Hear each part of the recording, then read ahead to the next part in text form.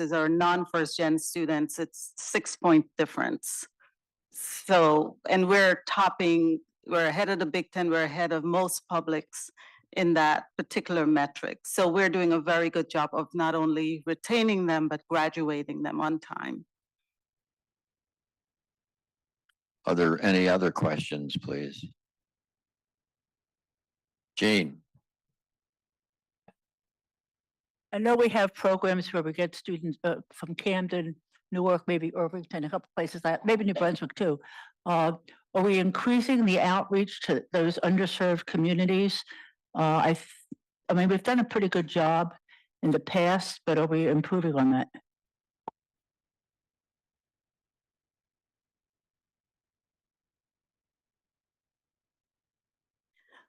I think our enrollment management team has done a good job of looking at the schools, the zip codes, the different communities. However, as of about a couple of months ago, the tool, the platform that all universities use to identify those students have been decommissioned by the federal government. So I think with our new enrolled vice president for enrollment management, as President Tate said, it's like perfect timing because we need all the help we can get. The tools that were traditionally available to us are no longer available to us. So I noticed a question online from Susan Martin. Yes, thank you so much for the report. Are you seeing a significant decrease in the number of foreign students who are coming in to Rutgers as many universities are seeing? no, we're not. Actually, our international enrollment is up compared great. to previous years. So we're doing really good so far. We'll see if that holds up and if that continues. But thank you. Thank you. And Linda Caldwell Epps. Actually going to pose the same question to you that I. That is, do you notice a change in? The technology stack here, how have you been interested? Are students interested?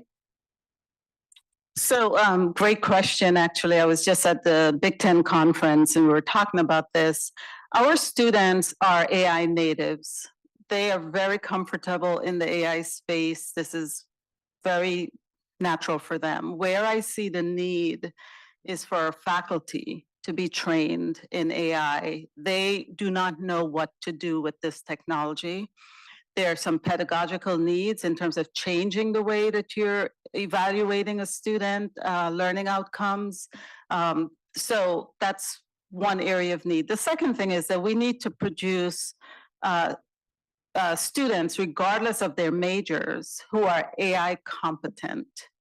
So we need to take up that mantle of educating and integrating and embedding AI in the various disciplines. So, you know, each discipline can say for themselves what AI would mean or what it would look like for them, and definitely need the philosophers and the sociologists to talk about the ethics and sort of the interface between human and machine. So that's where I see the biggest need right now. Our students, I think they're very comfortable in that space. So. One more question, Kim Case. Okay, yes, thank you, Chancellor. My question was about the SAT, the average SAT. Am I correct to say that we don't require the SAT anymore? So we are test optional, like most of the universities in the Big Ten and most of the top public universities. So we do have a way of calculating and looking at differences between those who submit their SAT scores and those who don't. But I must say that most, I would say about 40% of our students submit SAT. And then we do an indexed SAT as well based on academic performance, AP tests, things like that. Thank you very much, Chancellor Very nice.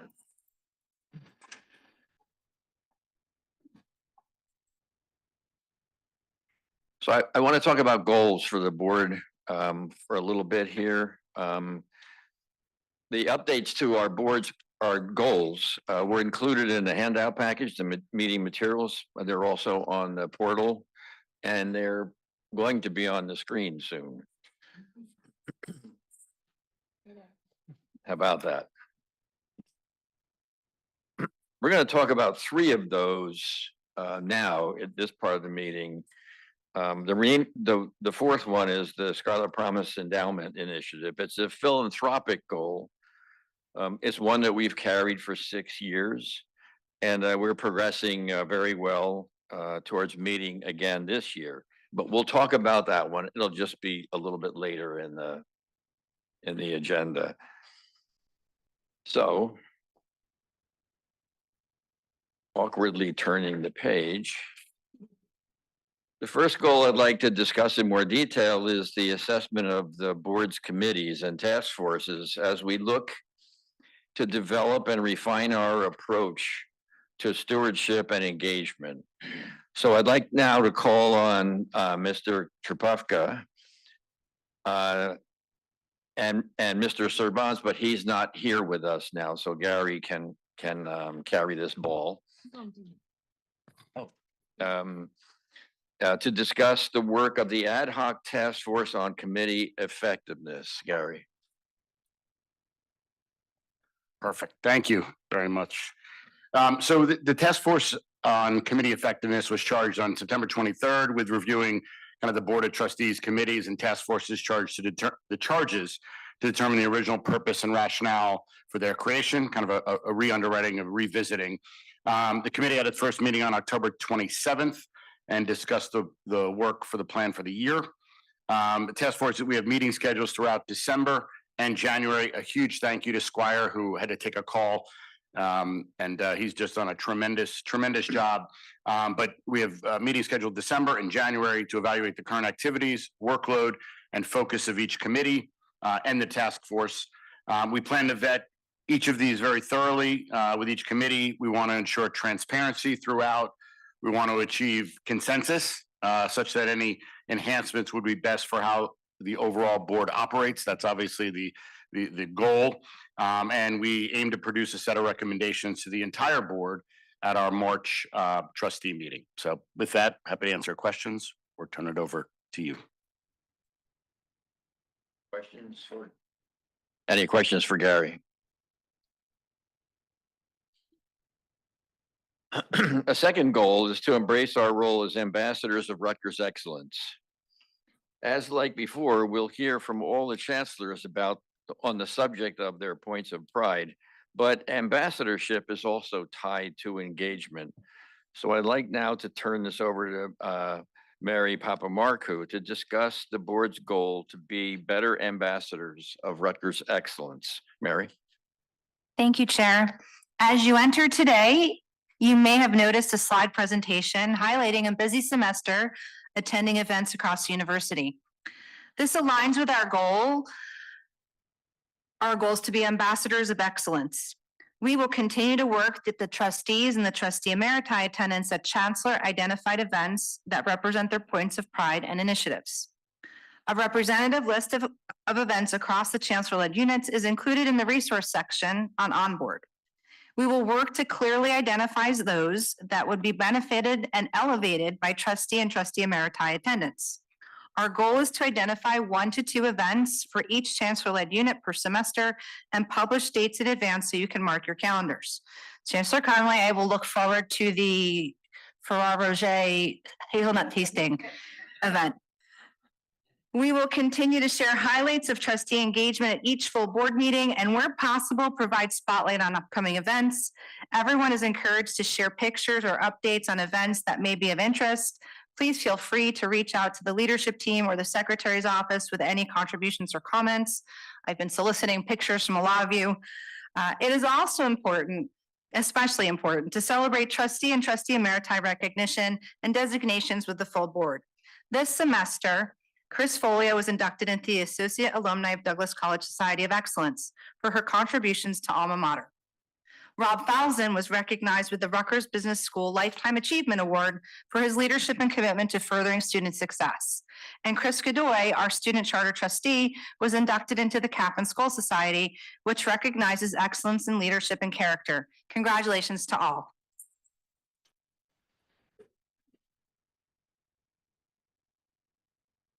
In the spirit of that, I would like to turn it over to introduce and turn the floor over to Chris Godoy to speak about an upcoming event here in New Brunswick, the First Year Interest Group Seminars, or FIGS. Chris? This is on, right? Okay, amazing. Thank you. It is a pleasure to be speaking to you all today regarding one of Rutgers, New Brunswick's most impactful programs for thousands of our Scarlet Knights, myself included. For those who may not know, the Rutgers First Year Interest Group Seminars, better known as FIGS, is a one-credit pass-fail seminar offered to all first-year students here at Rutgers. What makes these seminars so unique and special is that each one focuses on a specific academic or career interest, while helping our first-year students explore majors, campus resources, and strategies to excel here at Rutgers and beyond. These seminars are not taught by traditional university instructors, but rather by students themselves. Juniors and seniors of all backgrounds have the opportunity to serve as peer instructors, being trained through a 3-credit class a semester before teaching. Peer instructors are empowered to create semester-long course curriculums and teach a class of approximately 20 to 25 first-year students during the fall semester within an empowered network. A generous stipend also complements the experience, further compensating our students for the work they do. I myself know a thing or two about FIGS, having not only benefited from the program as a first-year student, but also as a peer instructor. As a first-generation student, I arrived at Rutgers feeling overwhelmed about getting involved and seeking out resources. However, through the support and guidance I found in my FIGS seminar, which specialized in exploring economics, I began to discover more about my interest in policy and economics and building up the courage to get involved and seek out my resources. 2 years later, in my junior year here at Rutgers, I had the opportunity to teach the Exploring Economics course to 22 phenomenal students, passing the knowledge and motivation down to each and every one of them. It also provided me with the opportunity to seek out a faculty mentor who helped me enhance my course curriculum and more.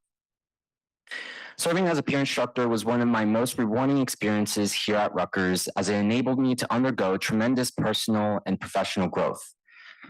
Designing weekly lessons, facilitating discussions, and supporting students one-on-one pushed me to become a confident leader.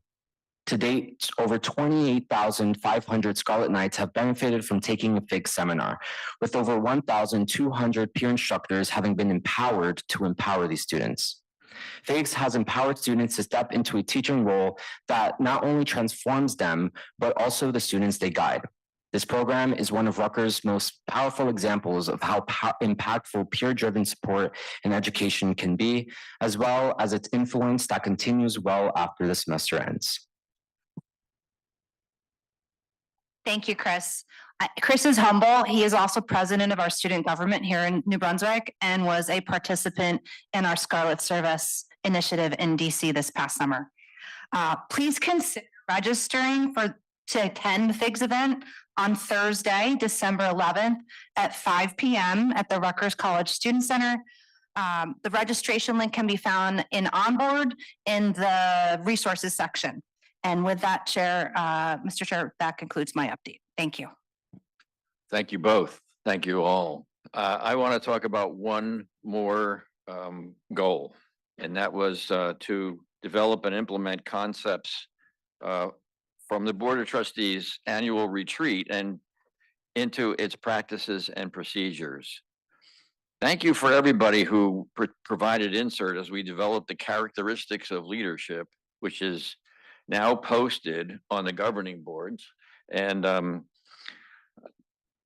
I assure you there will be more work on this in the coming semester, and I'll brief that at the next board meeting. And that will include things like board skills and approaches to leadership.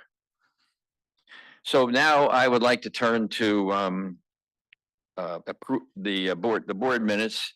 They were posted on the portal.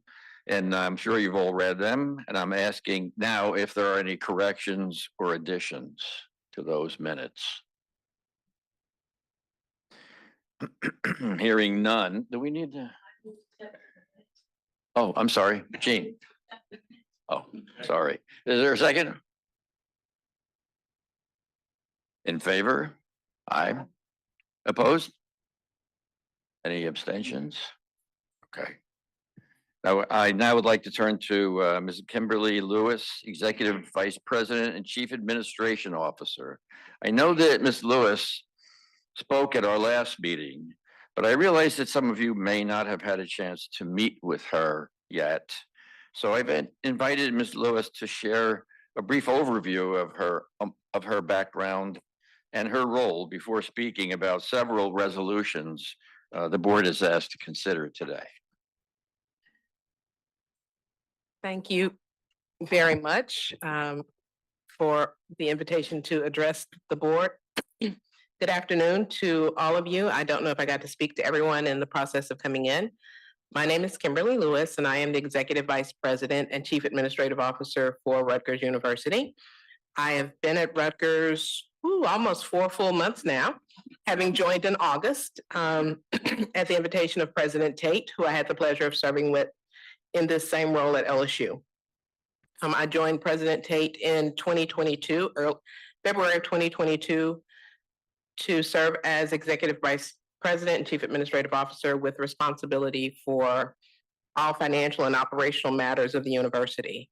In his coming to Rutgers, he wanted to put that same structure back in place. So when I joined in August, I now have oversight of the Office of Finance and Administration, the Chief Operations Officer staff, which includes IP&O and other areas within his span of control, including campus safety, the Chief Information Officer and all of the IT function. If anything happens to IT today, I'm not responsible. As well as the Chief Human Resource Officer and all of the HR functions of the university. Having done this work at LSU, I can say that, or at least my standing comment at LSU was that I was in charge of everything that broke. If there was a facility or anything that went wrong, it was somehow my responsibility, and I worked very hard to get those things in working order. That continues to be my responsibility here, to make sure things are in excellent condition across all of our campuses, and making sure that what Chancellor Conway, for example, laid out today, she can implement with the support of my office and staff. We are here to serve the university. We don't run the university. The president is in charge of that, but we have to make sure that we're providing the support for our students, our staff, our faculty, and our research enterprise. In my time at LSU, we saw great improvements in our facilities and our finances, and my work here is to continue that. For those of you who aren't familiar with LSU, I can't imagine that you haven't seen us in the news recently. I am an LSU alum, having earned a bachelor's, master's, and law degree at LSU. I have a master's in public administration with a focus on policy. And prior to my joining LSU in the role of EVP, I served as revenue secretary for the state of Louisiana. Having been a tax collector for 6 years, I can assure you there is nothing I have a problem with asking for or saying no to.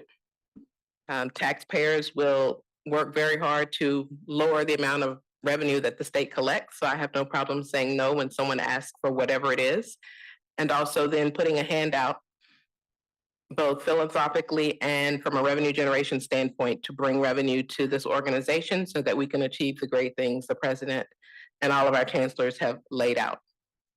I am a tax lawyer by training. I practiced law before going to revenue.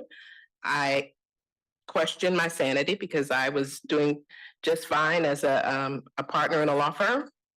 And Governor John Bel Edwards was elected and asked me to come in and serve as his revenue secretary. And I agreed that public service was my heart and that I would do that. And after 6 years of revenue collection and a global pandemic, I decided I needed a new path forward, so I went to the very same area of higher education. And I have enjoyed my time both at LSU and now being here at Rutgers. And I look forward to continuing to work with you and support all of the work of the Board of Trustees as I move forward in this position. And we are really happy to have you here with us. All right, so I've got a few resolutions for your consideration. The first being a request to increase our liquidity. As some of you may know, we have a commercial paper program that we use to back up the university's finances. In this world of higher ed, money comes in at different times of the year. It doesn't come in at the same amount every month. So at times we need to make sure we have cash on hand for operations.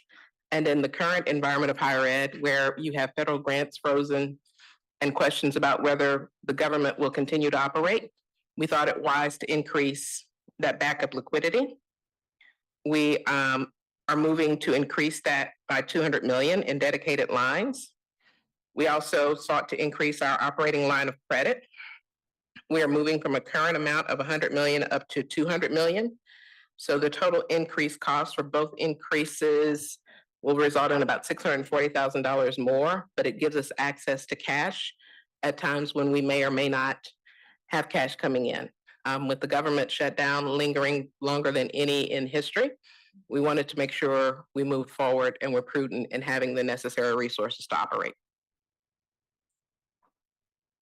Can I have a motion to approve this consent for the implementation of revolving credit support? Any second? Second. Any discussion or questions? Then all in favor, say aye. Any Aye. opposed? Any opposed? No. And the motion carries. Okay? Thank you, Mr. Johnson. The next item is a proposed resolution consenting to renovations to and the naming of the Jameson Residence Hall D on the Douglas campus as the NJSGA Evans Scholars Fireman Family Scholarship House. A few years ago, Rutgers was approached by the Evans Scholar Group to provide funding for Evans Scholars to attend Rutgers. For those of you who are not aware, the Evans Scholars participate in the National Golf Association as caddies. They are provided the opportunity to attend school and advance their higher education, and it is paid for completely by the Evans Scholars. The New Jersey State Golf Association is participating in this as well. And we are in our third cohort of Evans Scholars here. We have 40 students currently on campus. Of that 40, 20 are New Jersey residents, 12 are females, and 20 are from underrepresented groups. So we are requesting your consent to acceptance of the gift, which will allow for renovations of this dormitory on Douglas campus. It will be a residential house for the Evans Scholars, and we would be renaming it to reflect that donation of $8 million for the cost of the renovations. Okay. Is there a second? Is there any discussion? Jean? Yeah, so if you don't know, I went to Douglas. That's the best campus in Douglas.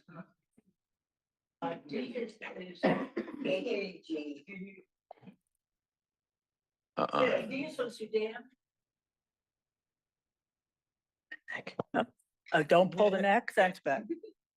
Not supposed to pull the neck. Anyway, it's a good location. It's the and there's going to be new construction on Douglas that the chancellor is working with the dean over there to do. It really is the perfect location. And I didn't know about this, but I do know some caddies. So I'm going to tell them about it. Thank you. Marty Gillis, please. I as well am a Douglas graduate, and I think it's wonderful that the Jameson Dormitory A will be renovated. But I just have a few questions. Is the building currently occupied by Douglas students? And how many? And will they be able to be relocated? And are we currently meeting the demand of our Douglas residential college students who want to have on-campus housing? So in response to your question, all of the housing at Douglas currently is not occupied. There are students who do live on Douglas campus, but there are vacancies in that area. All of our students who wish to reside on campus do have housing, and the chancellor has been the one who's been involved in these conversations. She can speak to specifically whether D was occupied this year by any Douglas students, and I think that the complex, that whole area that we're talking about was not full. I took a tour of the area and I did not see any students in that particular building. It's D. I thought it was D. It's D. But I will defer to Chancellor Conway for more details on all Douglas students, because I can only speak to the Evans scholars. Yeah, I'll just add that several years ago, we needed to open the Douglas residential facilities to the broader campus because we had trouble filling those buildings. So this will definitely address that as a problem. We've worked closely with the dean on this, and so we currently have a mixed occupancy situation at Douglas. It's not only Douglas women. So And kind of, is somebody going to address Yeah, it? or- Marty, let can me I finish. spoke with the dean this morning about this because some of us were at the dean's home for a brunch. What the dean explained is that other than D, the rest of Jameson plus the Kathleen Ludwig building kind of remains the living learning community that we know that's been there for some time. The students who are currently housed in D are going to be given space in the Henderson apartments, which currently is underutilized, and so DRC was at risk of losing another building of Henderson. They've already lost one. One is shared housing with non-Douglas students. So having students go into Henderson who are currently in Jameson D will help shore up keeping Henderson as a DRC space.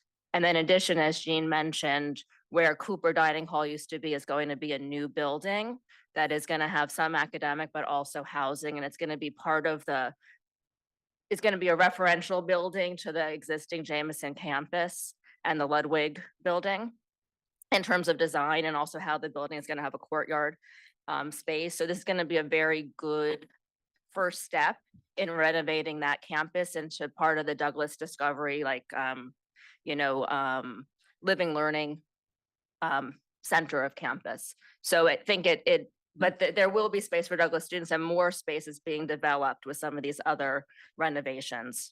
Okay, what I would feel great about is that part of this, that we cast a wide net to make sure that eventual students of ours that will be coming in will be made familiar with the program. When I say cast a broad net, like there's different ladies golfing associations that can start developing young women possibly to be caddies, because I think it's something that they don't view as a career path, and as certainly the ability to be able to get a scholarship with. And I'm glad that our campus is being improved, but hopefully that we'll be able to have that Douglas residential college experience for as many as possible. So thank you. Okay, I'd like to call the vote now. Is there a motion to accept? No move. Is there a second? Second. All in favor, say aye. Any opposed? Any abstentions? The motion carries. One more. Yes. The last resolution is proposed resolution consenting to facilities improvements and plant size reduction at multiple on-campus and off-campus locations. This was approved by the Board of Governors at its last meeting, not the meeting today, but last meeting, to allow for demolition of certain facilities around campus, to provide for funding or the request to go out to the market for funding to handle these demolitions and to improve our campus with the changes. I know there's at least one question and I see it, Mr. Chair. Okay, Jean, your question?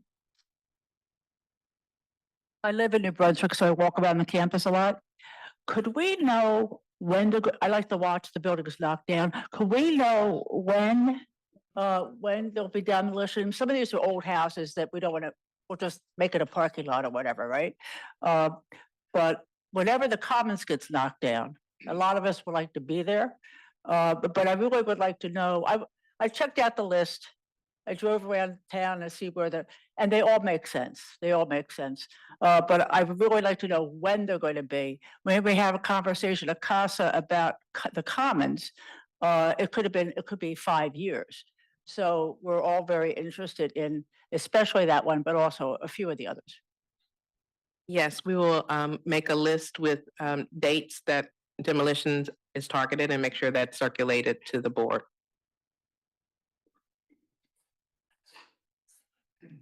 Are there any other questions on this particular resolution? Hearing none, a vote to approve. All say aye. Any opposed? Any abstentions? That one carries, and thank you so much for taking us through all that.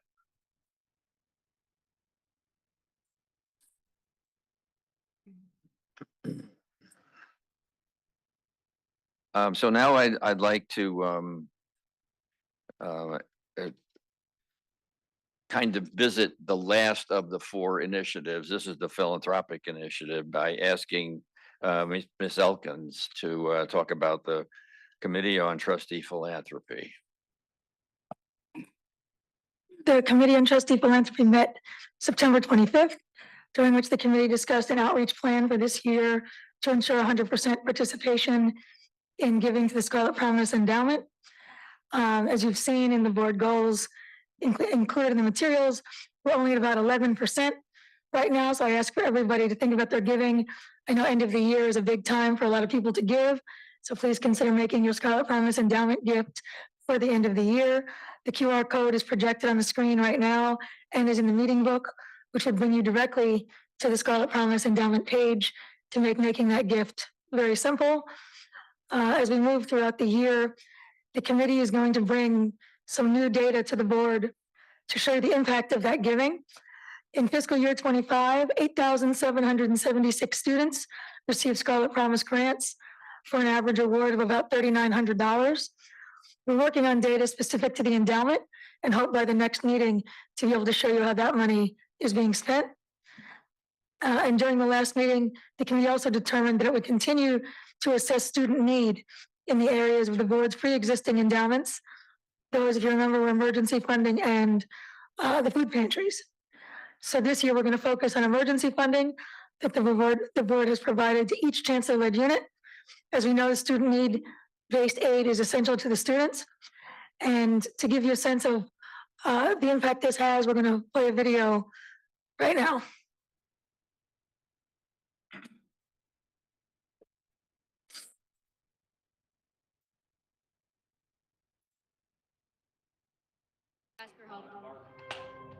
It was definitely a little bit uncomfortable in the beginning because it's like I'm putting that I need help out there.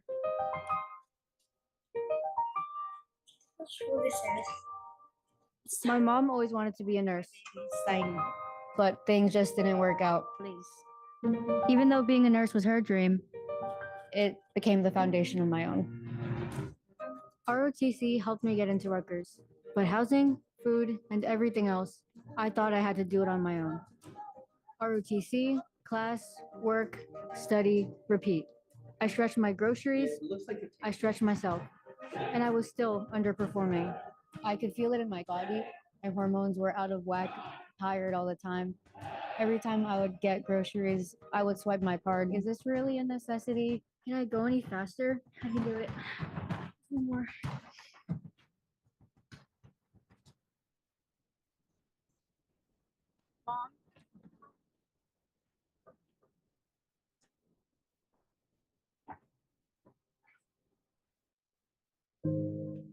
In order to grow, in order to become the leader I wanted to be, I had to stop resisting reality. I had to face it, own it, and move forward. Is this your first time here? Let me show you around. It was like a weight lifted off my shoulders.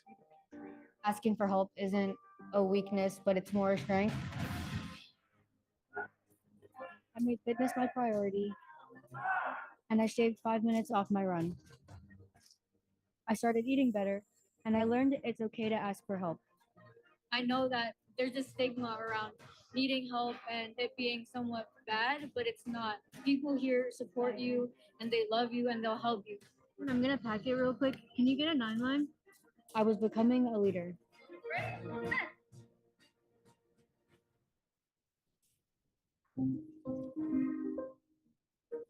Done? Yeah. When you reach out, when you find support, it can change your life.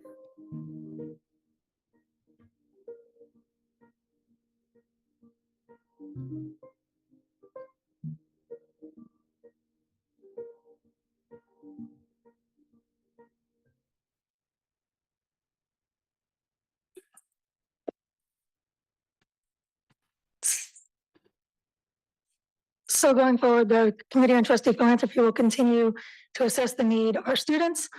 And Mr. Chair, that concludes my report. That was a powerful message. And Gary, I don't know how you're gonna follow that. But nonetheless, I'm gonna call on you for the Joint Committee on Investments report. On the spirit of following that, that really truly is wonderful, and it's the impact. And at the endowment, that's kind of what our goal is. The Joint Committee on Investments is to continue to grow that and make more and more of these wonderful stories. So with that, hopefully that was a reasonable transition, Mr. Chair. And we'll get to the administrative part, but the Joint Committee Investments, we met 3 times in the last quarter. So a big thank you to Chuck Chaplin, Rob Falzon, and Jim McCarthy, who really just have made a lot of these investment discussions extremely meaningful and again, continuing to grow so we can have more and more impact for unbelievable students like this. But at the September 22nd meeting, we as we do in each first fiscal year meeting, we did an overview of the investment portfolio, the office philosophy, the investment office's philosophy, had a report on the long-term investment pool, and reviewed several portfolio updates, endorsed 2 recommendations. We then met again as an ad hoc meeting on November 10th. We did a deep dive on a specific investment opportunity that kind of required a lot of our attention. We directed staff to further explore several questions related to the investment. And then at our regular meeting on November 20th, the committee endorsed 3 investment recommendations, including the opportunity we discussed on November 10th.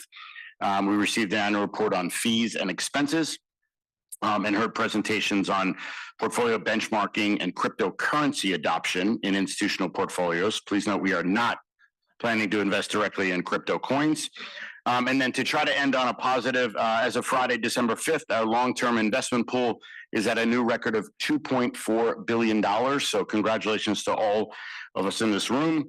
And performance has kept pace. We achieved a 10.4% return for fiscal year 25. Here ends my comments. We welcome any questions. Any questions for Gary?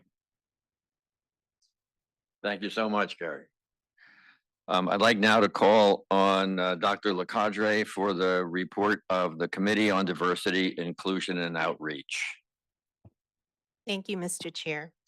The Office of the Secretary has had preliminary meetings with ITV to discuss the creation of a video to help recruit new nominations from organizations.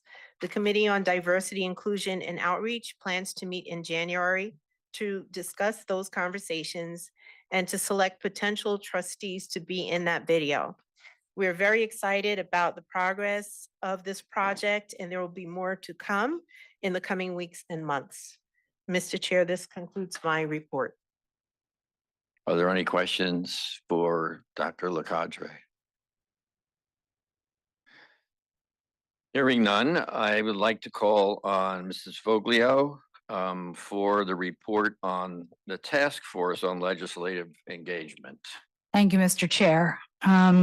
So the task force obviously had a very interesting year because we had to kind of sit tight to see where the legislative leadership was going to go in the state.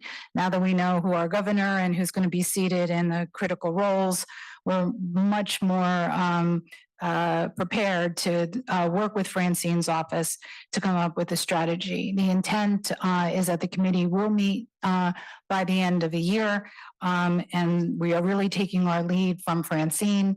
I think in Gary's report of committees, one of the top committees that really needs to be investigated in terms of what the appropriate role is for this task force probably rises to number one on Gary and the committee's list. So we are kind of treading water, and the intent for this committee is to really learn to be supportive of the agenda set by the president for the legislative affairs office and make sure that we are adding value and not diluting any activities that are occurring or being driven by the president's office.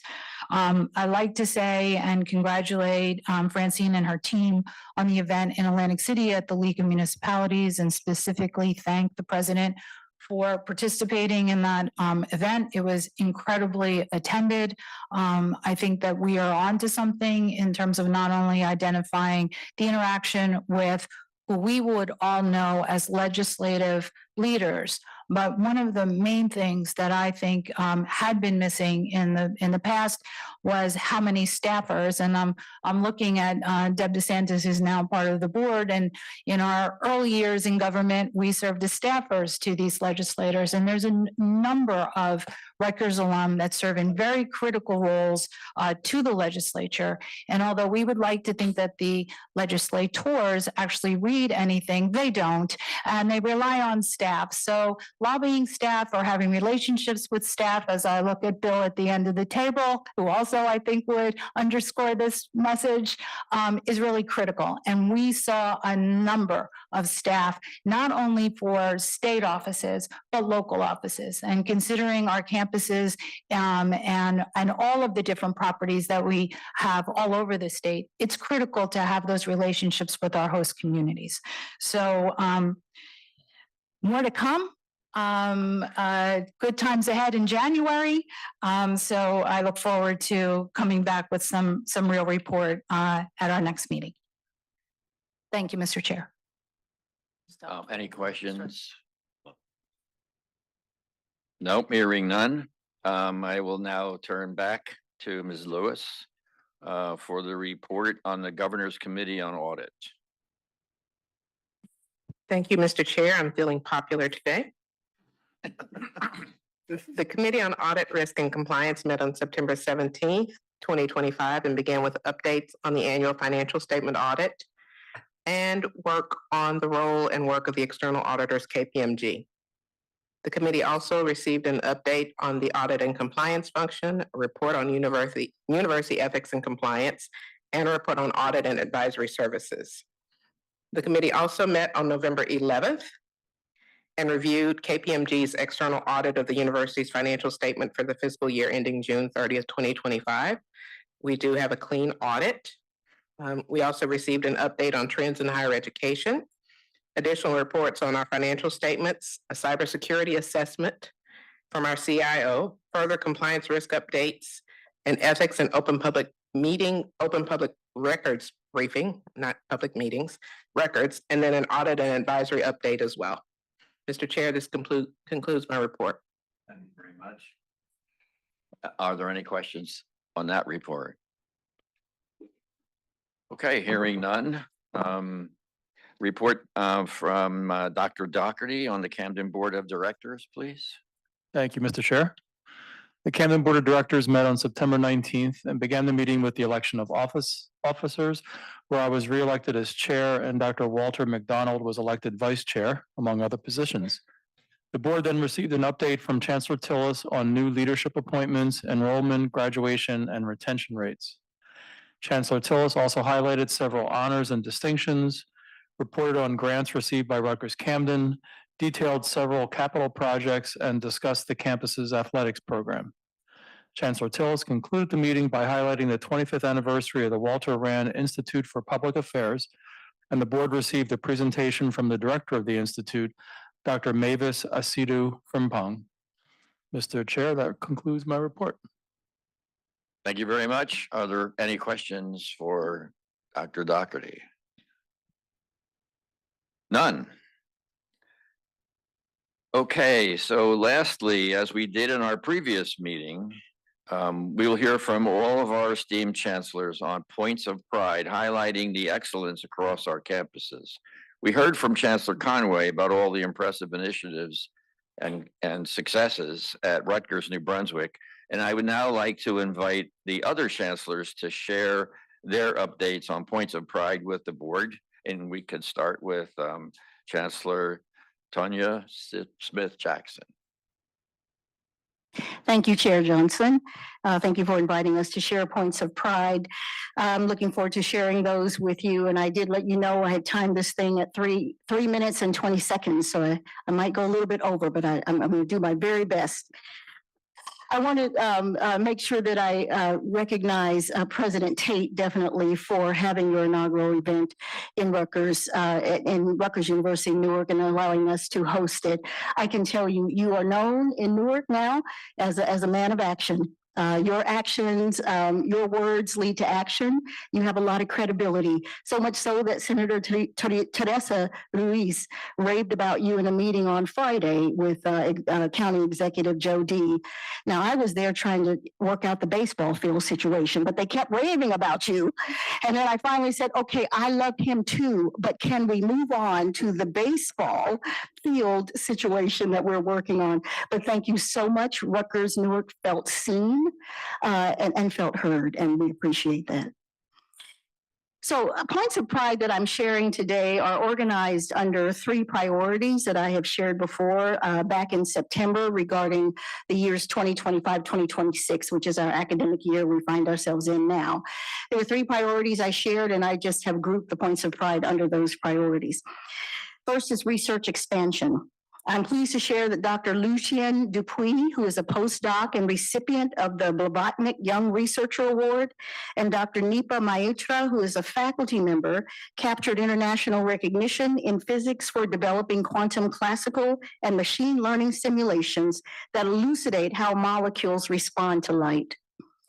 Dr. Mark Gluck, one of our professors of neuroscience and public health, and also the director of the Rutgers Aging and Brain Health Alliance, received funding in the amount of $568,000 from Eli Lilly and Company for a project focused on personalized dementia screening and assessment and prevention for middle-aged and older urban African Americans. Dr. Rigoberto Gonzalez, a distinguished professor of English and creative writing and director of Rutgers Newark's MFA program, received the Poetry Foundation's Ruth Lilly Poetry Prize, which is highly distinguished, for lifetime achievement. He is both a creator of poems and a creator of space through his excellent mentoring of our students. Dr. Charles Payne was named this year to the Distinguished American Academy of Arts and Sciences as director of the Cornwall Center for Metropolitan Studies. Dr. Payne has excelled in strategies to address segregation, student-centered learning, resource disparities, and policy at state and local levels. And if you've ever heard of freedom schools, Dr. Payne established several freedom schools in Newark and the surrounding areas. Very proud of his contributions. Under the priority academic excellence and student success, political science student Mohan Mogimi was named a Newman Civic Fellow by the Campus Compact organization. This fellowship recognizes student leaders dedicated to addressing public challenges and fostering civic engagement. Rutgers Newark has won the 2025 New Jersey Ballot Bowl again.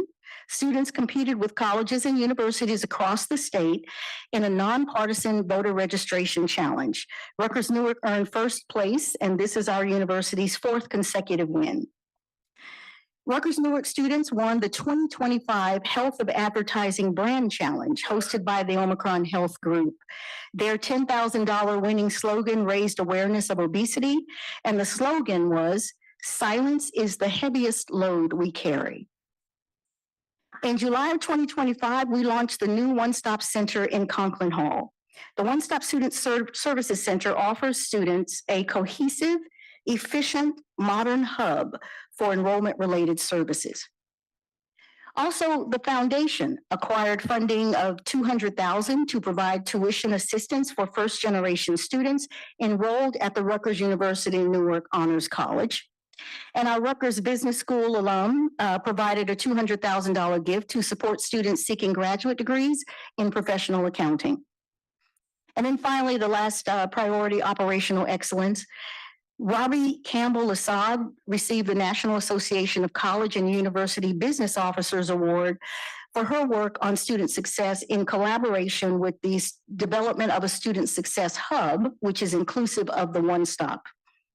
And then Crystal Lopez has been appointed as the 2026 chair of the Research and Education Foundation of the Association of College and University Housing Offices. So we're quite proud of the accomplishments of our students, faculty, and staff at Rutgers University Newark. Thank you all. Thank you, board members, for your support. Together, we are building an extraordinary university.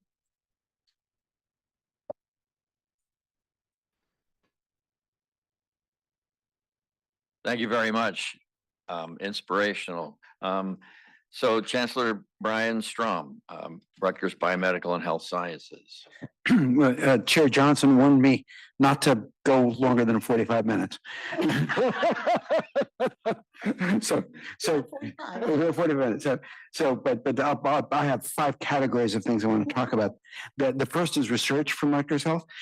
For those of you who are on the Board of Governors before, or those who've been watching TV ads or otherwise, you read about and have heard about Christian Hendrick's work in terms of cures of cancer. He and Steve Labuti are appropriately conservative in interpreting this, but it really is potentially the cure for cancer. It's using cell therapy to really address and just dramatic results. For those who know anything about CAR T therapy, that's been used and has been very effective for liquid cancers, for hematologic cancers. This works so far in the other 90% solid tumors. And in each tumor, they have tried it in people who were refractory to any other treatment. They've had dramatic responses. And so far, 2 patients have gone who've been treated with everything else possible before this, have gone over a year without a recurrence.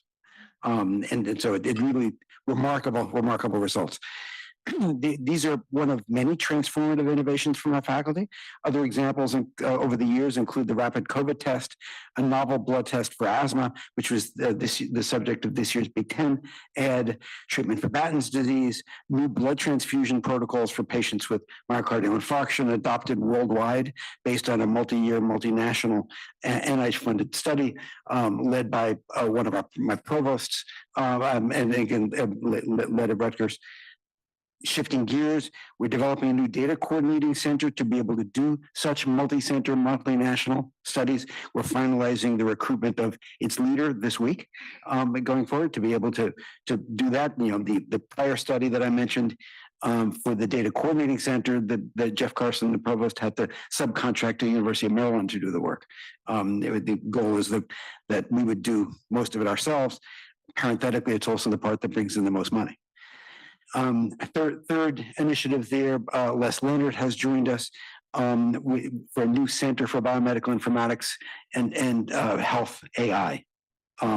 So we are now advancing Rutgers Health research into the next great revolution of biomedical science and healthcare. As you think about using AI in healthcare, it's different and harder in healthcare. For example, those of you know about AI, know about hallucinations. An AI hallucination in healthcare could kill someone. And so using it properly is not straightforward. Second category, individual achievements. Those around the Board of Governors met a number of our leaders before. Another leader who is Shauna Hudson. Shauna was elected this year to the National Academy of Medicine. It used to be called the Institute of Medicine, one of the highest honors in healthcare. Another example is, and Fran has already talked about the Rhodes Scholar elected. He's from the Ernest Mario School of Pharmacy. It's a great example. The people in the students in the pharmacy school take their first 2 years of classes in New Brunswick, and then continue their 4 years of clinical training in our pharmacy school. And just to emphasize the point that Fran mentioned in passing, this was really thanks to advising from Rutgers New Brunswick. That really they have a fantastic advising program for these kids who are eligible to be for these major awards. Third general category, capital. The Rutgers Health Building on the Helix site is about to open this spring. That site's 3 buildings. The second one is going up now, the Nokia building, and ground breaking is about to start for the third one as well. Has been called the most significant new construction in the state of New Jersey for healthcare, research, technology, transportation, and economic development. And again, that site lay empty for many years. And then the Rutgers Health Building, which is now about to open, is the first development of it, and has triggered with the Nokia being interested, and a lot of others being interested in being now in the third building. In Newark, Rutgers knocked down the temporary medical school buildings from 6 years ago, and broke ground for a new administration building and parking garage, which will eventually allow the construction of a new bed tower for University Hospital in Newark. Shifting gears again, another category, extramural funding. We had in fiscal 25 a 19% increase in grant submissions, with yet another 11% increase in the first quarter of fiscal 26. Through the 12 years, we have brought $4 billion in extramural funding into New Jersey and into Rutgers over the last dozen years. In terms of awards, focusing again on awards, in fiscal 25, we had an 8% increase in grant awards totaling over $600 million. So a tripling in the funding over the 12 years, extramural funding, with yet another 7% increase in awards in the first quarter of 26. Our federal awards in the first quarter of 26 increased over last year by 30%. That in turn had been a year ago had been a record for us, at a time that overall funding, government funding of science is in the decline. When I started RBHS, looking back, had a fund balance of 42 million and was running on a trajectory to lose in operating funds $54 million in that year. So we were on a trajectory in retrospect now to be in UMG and D&J picked up by Rutgers for essentially to be bankrupt within months. We went into fiscal 26 with a fund balance of $461 million. And we have had positive operating margins since fiscal 15, with the exception of the first year of the COVID pandemic. Finally, I'm grateful for all the great work and dedication of our faculty, staff, and students who have moved Rutgers Health to a position of national prominence in 12 short years. Thank you.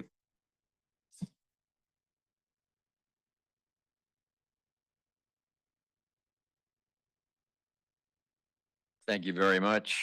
Chancellor Antonio Tillis, Rutgers Camden, please. All right, good afternoon to Chair, President Tate, and members of the Board of Trustees. It's always a pleasure to come to talk a little bit about what's happening in the southern part of the state as we hold high the banner of Rutgers, the State University of New Jersey.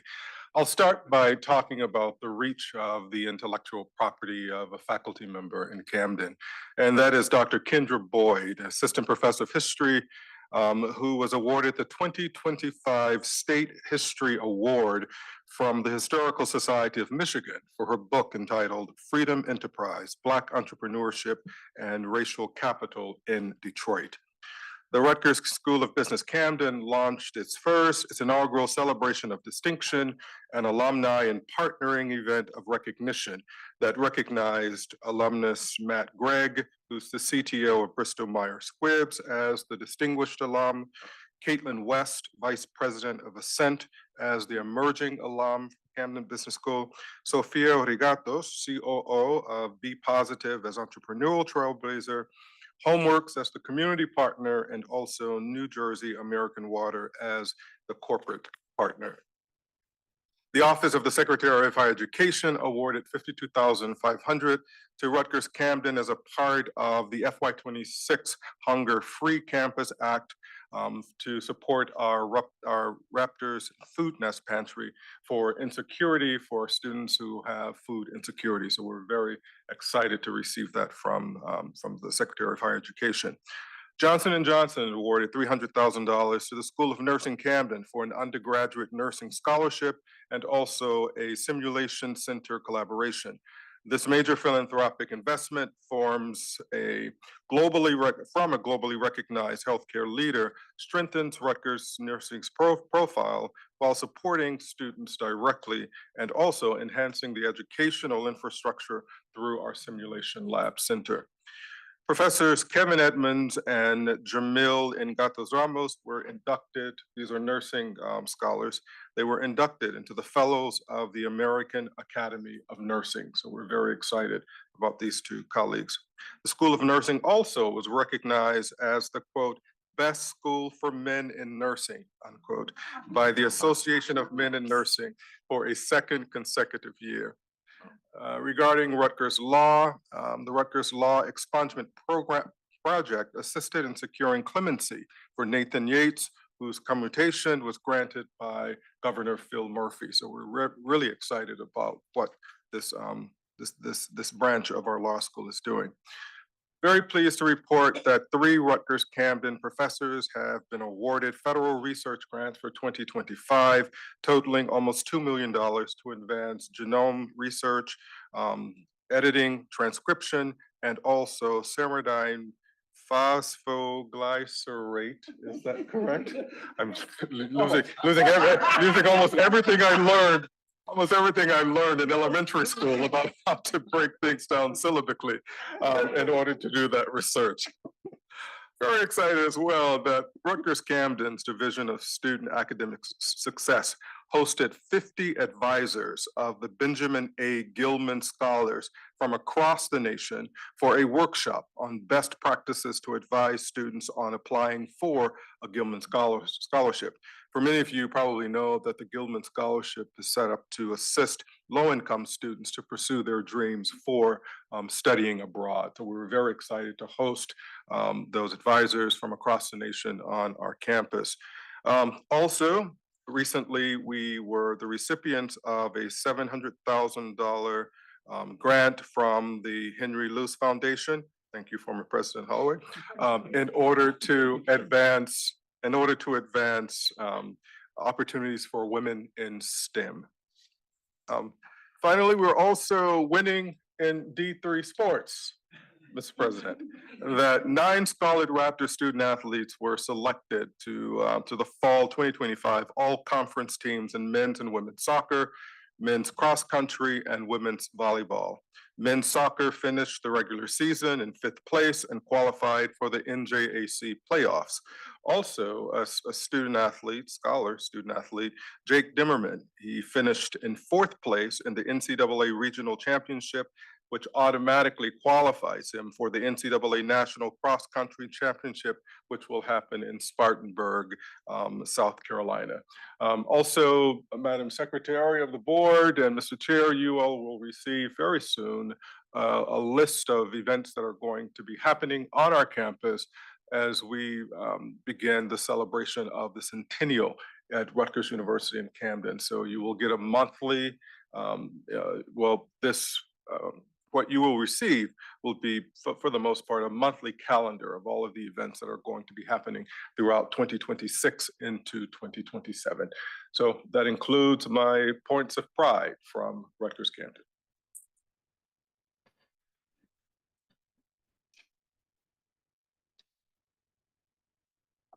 Thank you so much. Just borrowing a line, which I think was in the movie Jerry Maguire, we need you to help us help you. Yeah. So if you read the publication Rutgers Today, you will have seen dozens of points of pride, which we did not detail here today, although some of them may have been covered. But beginning with the issue from that email, starting on September 2nd and through yesterday or the day before, we've seen between 130 and 150 points of pride published in Rutgers today. I promise I had no plan to read all of them to you today. But I think we will put some of, going forward, not going backwards, we'll put some of these on the portal for your review. And I strongly encourage you to look for upcoming issues, and it doesn't take very long to get very proud of Rutgers when you read that. If you do, if we do, we will be overwhelmed with pride in our beloved institution and the enormity of the Rutgers Edge, and we'll be informed ambassadors. Is there any old business? Yes, Jason.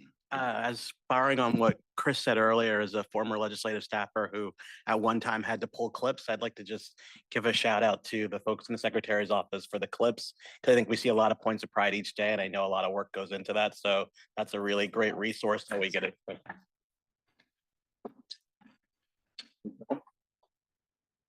Anything else? Any new business?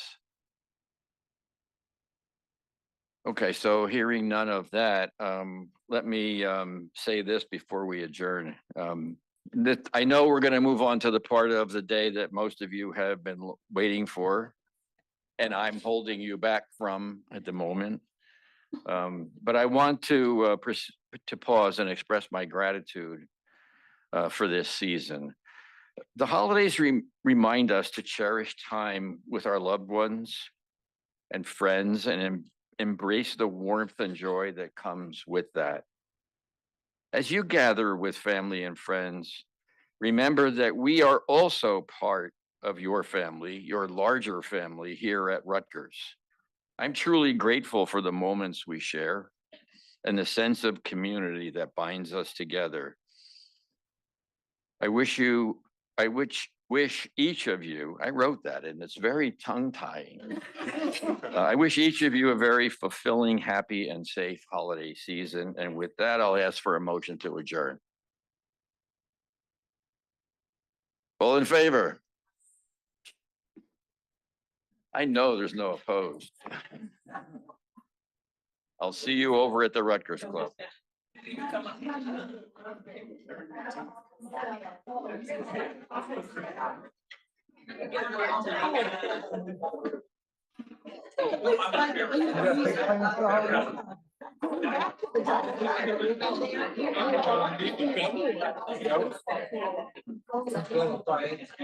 Right, I tried. I gave it to him. Yeah, I'm sorry. I'm trying to pull on my pharmaceutical sales page. Yeah, that's right.